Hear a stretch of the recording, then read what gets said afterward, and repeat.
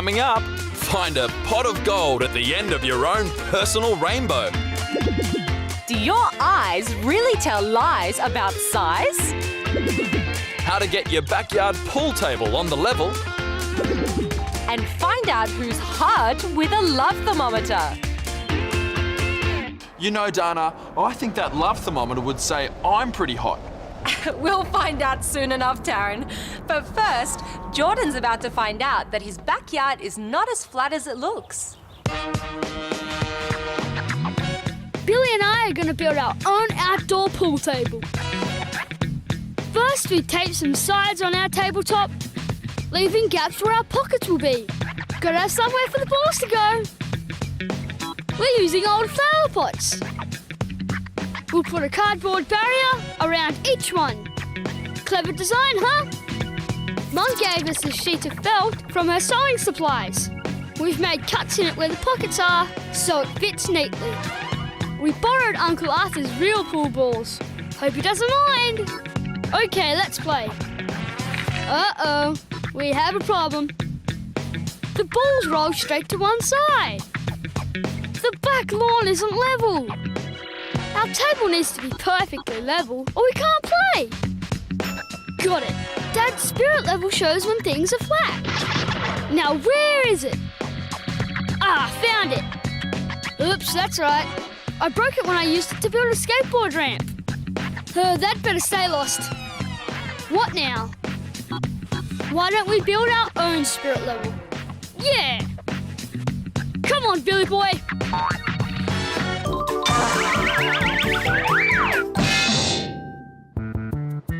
Hey, there's Zach. Nicole and I both think Zach is hot stuff.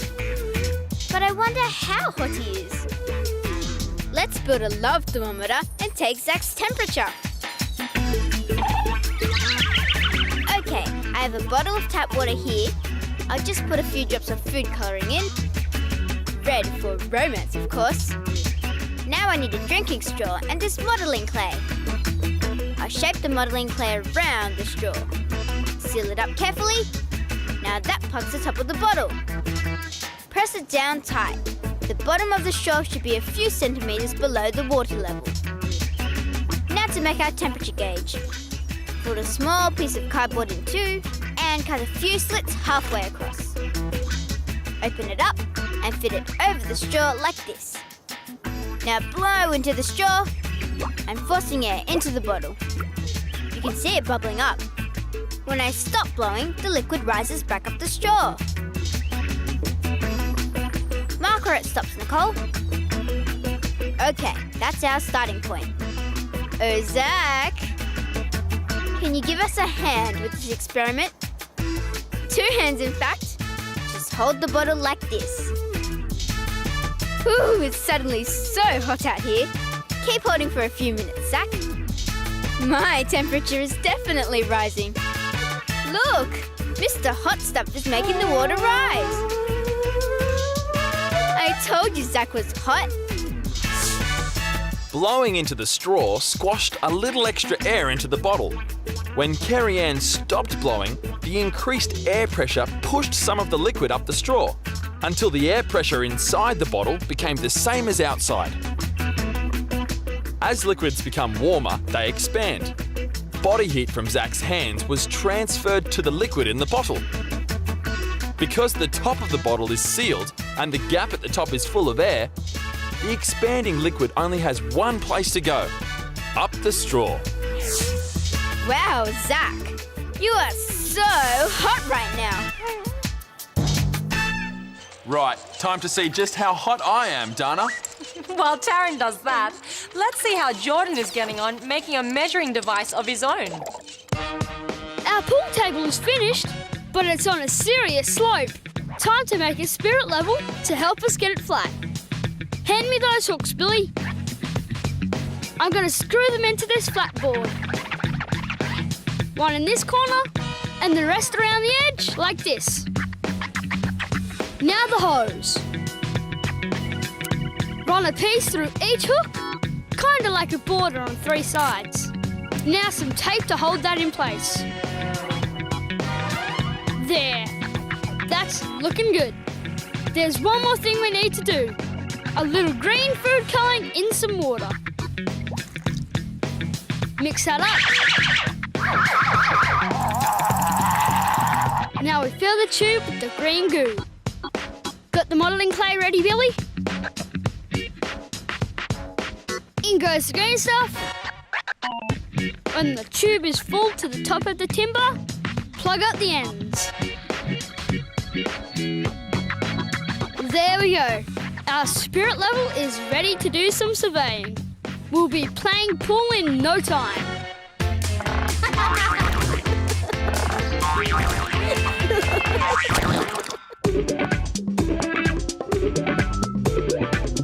Oh, an ice cream! Yum!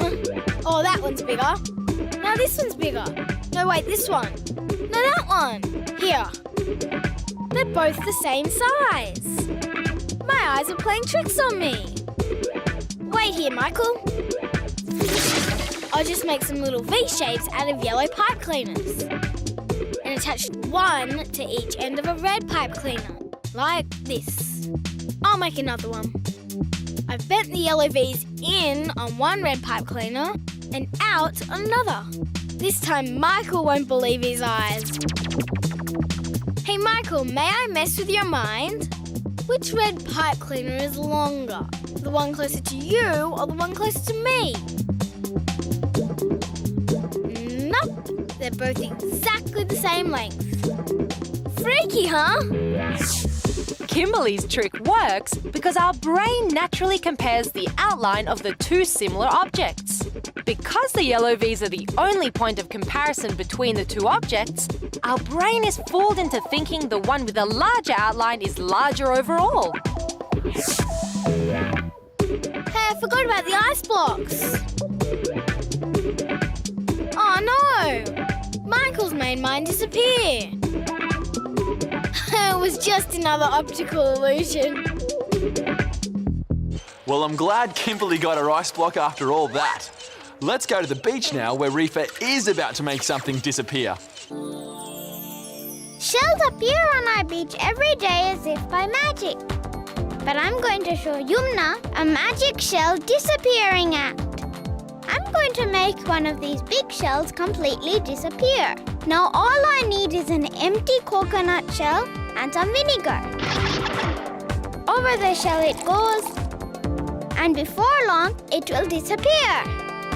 Those little bubbles are weaving their magic spell. See? It's already broken up. But that's nothing. Just watch. It's bubbling away like mad. Wow! See? My magic worked. The shell has disappeared into thin air. Reefa's shell is made from a chemical in the seawater called calcium carbonate. The vinegar contains an acid which dissolves the calcium carbonate, releasing those bubbles of carbon dioxide gas. Eventually, all the calcium carbonate dissolves, and the shell has gone. Come on, let's get some more, Yumna. There are so many shells on the beach. We can never make them all disappear.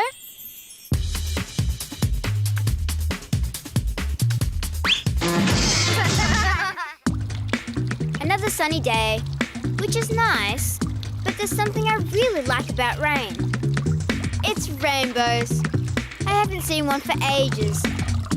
Maybe I can make my own rainbow. Hey, Daniel, want to help me make a rainbow? Over here in the sun. I've got a glass of water, a mirror, and a sheet of white cardboard. Hold that up for me. The glass of water goes in front, and the mirror goes in the water.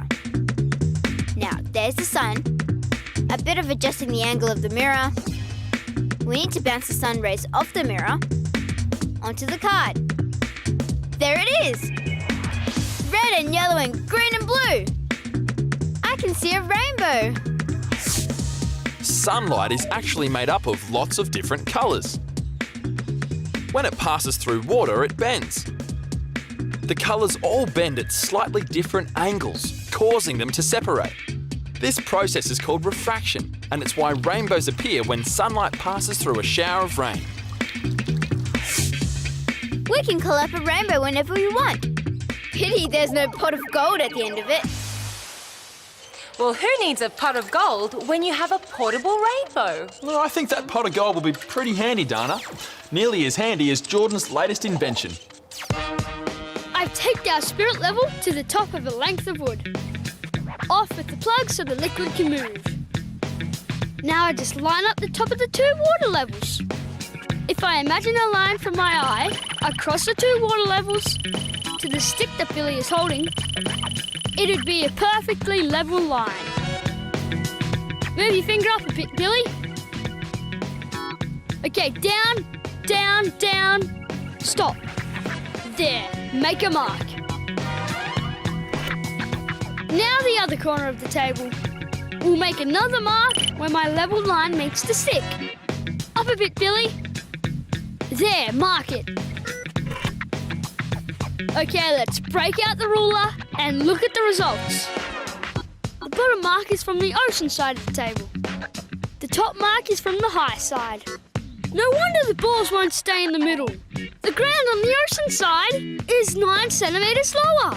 Well, we can fix that. These little timber offcuts will help. We need to raise the lower side by 9 centimetres. That's more like it. This clever surveyor's level works because of the Earth's gravity. It pulls the water down to the same height in each side of the tube, no matter what angle it's at. If you look across the top of the two water heights, you get a perfectly level line. Building surveyors use this line to make sure a block of land is absolutely flat. This is a critical step before any building work can begin. Otherwise, a building might be on a lean. Okay, Billy, take the rack off. Yep, all level. The only thing that's not going to be level in this game is the score. It looks like Billy's going to have a tough game when his hand's there. He sure is. But it's game over for us, because we've come to the end of another show. See you next time.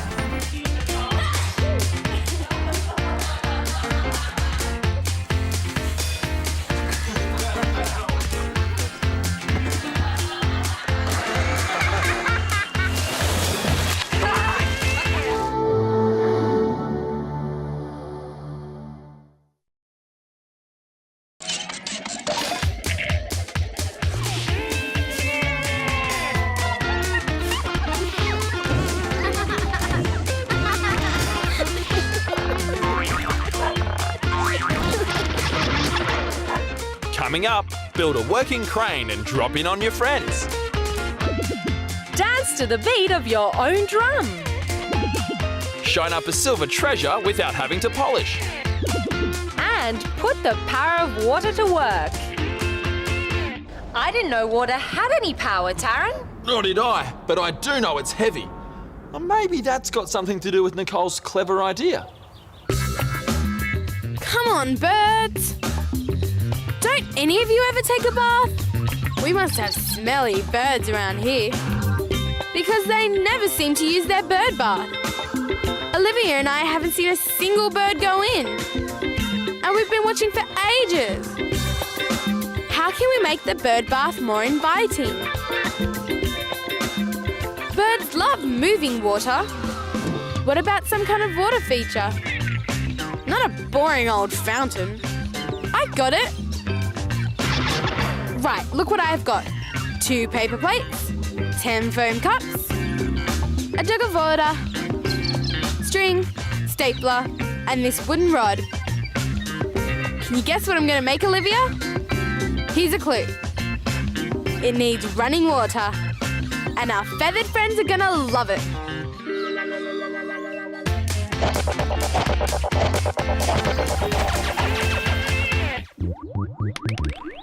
My go. Nice shot. Uh-oh, my marble. It's going over the edge. Look out below. Oops. Sorry, Emily. Thanks for catching it. Better be more careful. Here goes. Oh no! 2 marbles this time. Emily will think it's raining marbles. Sorry about that, Em. I'm overrunning up and down these stairs. I need a clever contraption to go fetch my marbles. Okay, Larissa, I'm just marking a little rectangle on the lid of the shoebox. You can cut that out. We're going to build a working crane. We can just drop down the rope when we need a marble back. I put a string handle on a foam cup. This will be the carrying bucket for our crane. I asked Dad to hammer 2 long nails into this length of timber. One halfway and one at the end like this. That goes into the hole in the box at an angle. Tape it in place. Good, that's nice and strong. Now we need to cut out 4 small circles of cardboard. Poke a hole in the middle with a pen. Stick one on the bottom nail and one on the top nail. Then put an old cotton reel onto each nail. And press another cardboard circle on after it. There's a handle to turn the bottom reel. And we'll use a bit of modelling clay to keep the top reel in place. Now I've cut a long piece of string. I'll loop that around the bottom reel a few times and tape it on. A crane just isn't a crane without a hook. So I'm using a bent paper clip. Tied to the end of the string. There, now the bucket to carry our marbles. Give the handle a turn. Hey, it's looking good. Can't wait to go and give it a try. We'll find out if Fraser's crane works in just a minute. But first, let's see what water-powered wonder Nicole has come up with. Olivia and I are going to make a water wheel. With any luck, it'll attract some birds into our bird bath. I've stapled 5 cups around the back edge of this paper plate. They're all facing the same way. Now I staple another plate to the other side. 1 staple in each cup. Poke a hole in the very centre of the plate with scissors. And feed the wooden rod through. Cool! That looks great! I'm going to tie a piece of string to the rod and attach a weight to the end. Water wheels like mine were once used to do work. This string will show you how the turning energy can be used. Don't look so worried, Olivia. Everything is coming together perfectly.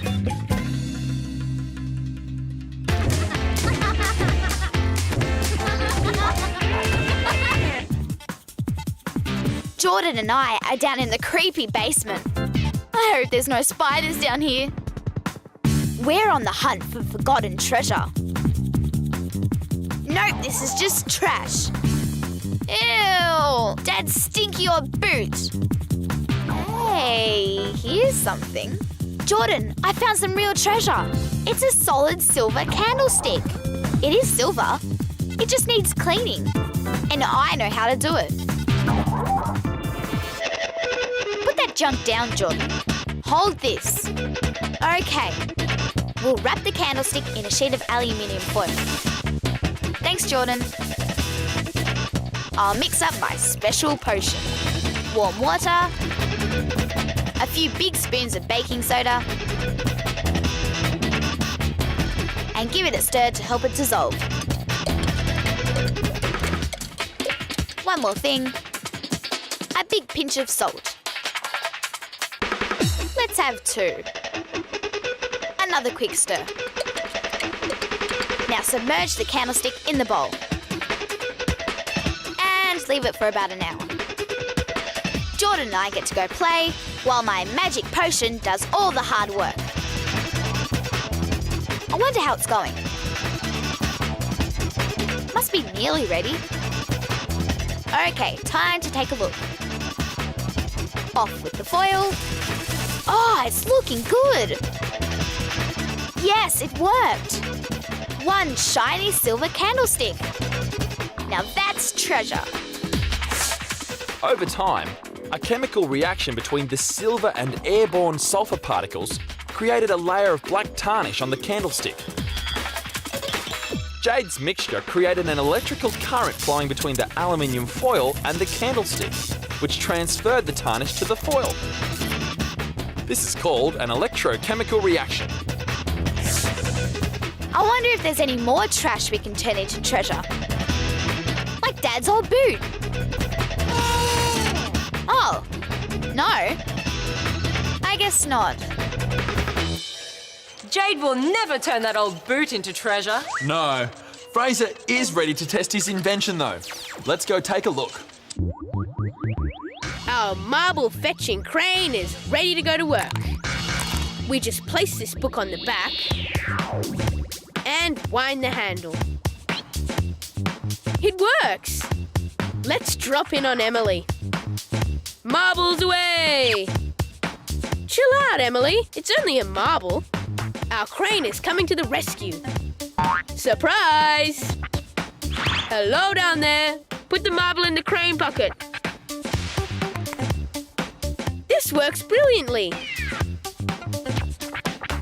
Here it comes. Back to the top. Made it. Nice job, team. The book on the back of Fraser's crane is called a counterweight. It exerts a downward force that counteracts the weight of the load the crane is lifting. The top cotton reel is a pulley wheel. It converts the downward force of the handle Fraser was turning to an upward force that lifts the load. The counterweight must weigh more than the load to stop the crane tipping over. Thanks, Emily. Now you're on the crane crew. You'd better wear this. Safety first.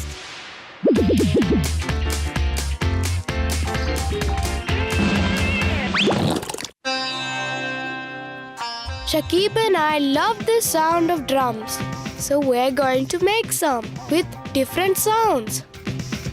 These should be perfect. Big one first. Double-sided sticky tape around the rim. Peel off the backing. Yup, good. Now, plastic wrap, stretch it across, stick it down and tear off the tape. That's the first one. Now for your one, Shakib. On goes the tape. Now the wrap. Stretch it over and tear it off. Nice and tight. 2 drums ready to go. Tighter I think. So, my big sister's hairdryer. Give it a blast. Thanks, Shakib. Now mine. Now we're ready to go. Yup, nice and tight. The heat shrunk the plastic. Yours? Yeah, cool. Fantastic. What a sound.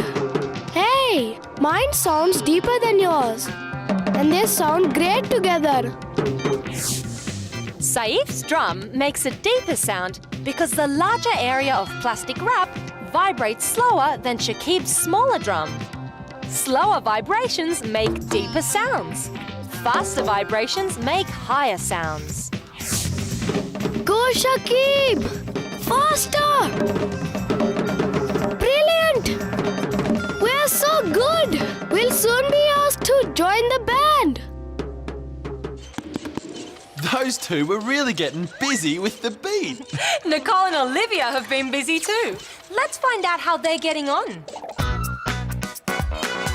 Okay, we're just about ready to test our water wheel. We can use these handy garden stakes to hold it above the bird bath. Now watch what happens when I tip water into the cups. It spins! All I have to do is keep filling the cups. And look how it's picking up the weight. It's like a water-powered engine. Only one problem. We're out of water.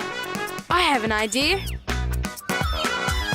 The garden hose. Hold this over the wheel, Olivia. Ready? Here it goes. Yeah! It works so well. We only need a tiny trickle of water to turn the wheel. A water wheel gets its power from the weight of the water in the cups, not from how fast the water is flowing. As the cups are filled up, the downward force of gravity provides the power for the wheel to turn. If you want a water wheel with more power, you need a larger wheel with more distance to turn, or larger cups to hold more water. Okay, the hose is in place. Our water wheel is working. Now all we have to do is sit back and watch. Bird watch, that is. Oh, those little birdies are so cute. I want to sit back and watch them too. Well, you can, Dana, because we've come to the end of the show. See you next time.